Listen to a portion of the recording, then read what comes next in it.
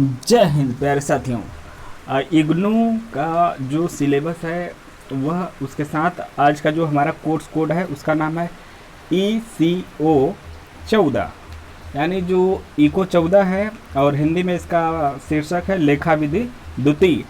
इसमें आपको पता होना चाहिए कि किस प्रकार से क्वेश्चन आते हैं और क्वेश्चन का पैटर्न क्या होता है, जिस पैटर्न को हमें पकड़ के चलना चाहिए और उसी प्रकार से हल करना चाहिए। तो उसी के तहत हम लेके आए हैं क्वेश्चन और इससे आपको परीक्षा की दृष्टि से आसानी होगी। आइए देखते हैं। समय 2 घंटा है, अधिकतम अंक 50 हैं।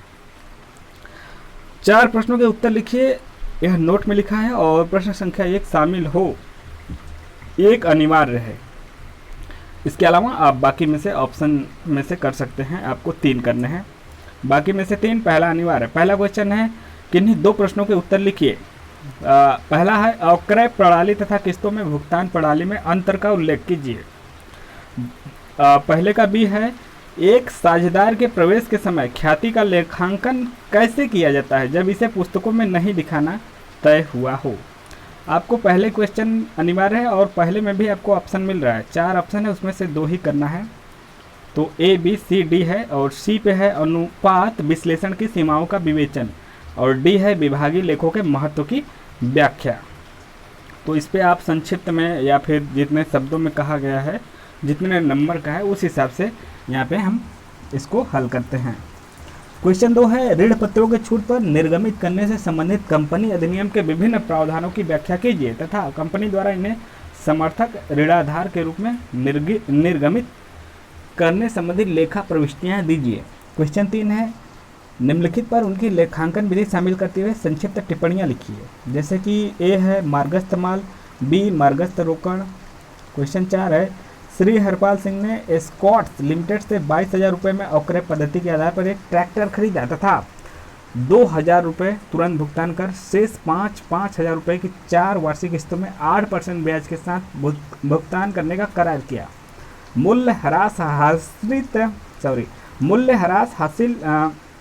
मूल्य पर 10% प्रति वर्ष की दर से लगाया जाना है। श्री हरपाल सिंह ने 2 किस्तों का भुगतान कर दिया परंतु तीसरी किस्त का भुगतान नहीं कर सके।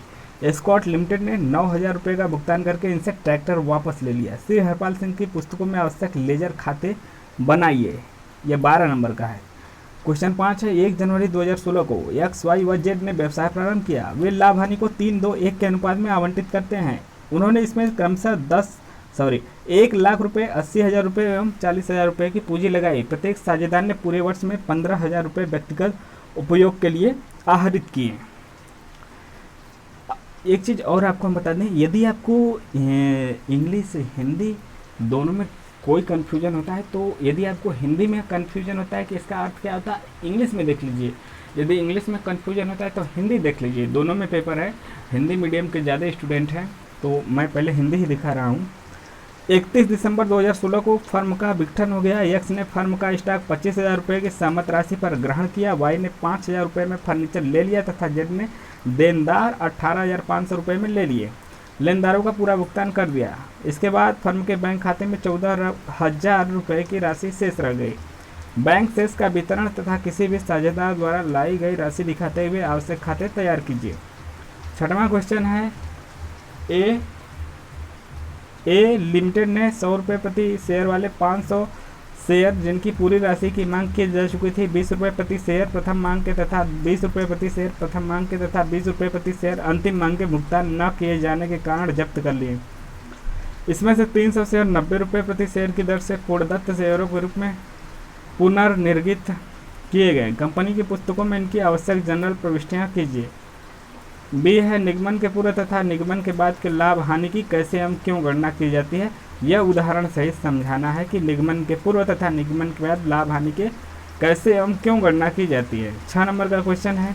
क्वेश्चन जितने नंबर का हो उसी हिसाब से हमें क्वेश्चन का आंसर देना चाहिए, उस पर ज़्यादा टाइम देना चाहिए, उसको अधिक पेज में लिखना चाहिए। 12 का है तो 6 का है नंबर तो उसी हिसाब से, 12 नंबर का है तो उसी हिसाब से, 8 नंबर 4 नंबर का है तो उसी हिसाब से हमें देना चाहिए। ये तो हिंदी का वर्जन रहा, इसमें 6 क्वेश्चन दिए गए थे, हमें करना है 4 क्वेश्चन और पहला अनिवार्य है। उसके बाद बचे 5 में से हमें करने हैं 3 ही क्वेश्चन।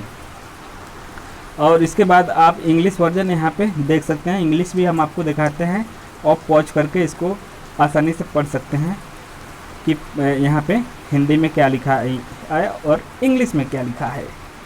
तो यहाँ पे इंग्लिश वाले स्टूडेंट पेपर को पॉज करके आसानी से अपना क्वेश्चन पढ़ सकते हैं कि क्या क्या क्वेश्चन है, 5वां क्वेश्चन क्या है, चौथा क्या है, 6वां क्या है। तो इस प्रकार से आपको क्वेश्चन का एनालिसिस करना चाहिए और यह पेपर से पहले और जितना समय पहले आप करेंगे आपको उतना ही लाभांश होगा, यानी कि फ़ायदा होगा, प्रॉफिट लॉस का है। यह कतई आपका मॉडरेट लेवल है, यानी कि यदि आप बिना प्रिपरेशन के, बिना तैयारी के पेपर देते हैं तो आपके लिए यह कठिन होता जाएगा। यदि आप तैयारी के साथ स्ट्रेटजी बनाकर देते हैं तो आप इसको आसानी से अच्छे नंबर ला सकते हैं। तो आज का वीडियो कैसा लगा, और जो इग्नू के स्टूडेंट हैं जिनका पेपर इको 14 है उनको आप ज़रूर शेयर कर दीजिए। मिलेंगे नेक्स्ट वीडियो में, तब तक के लिए जय हिंद।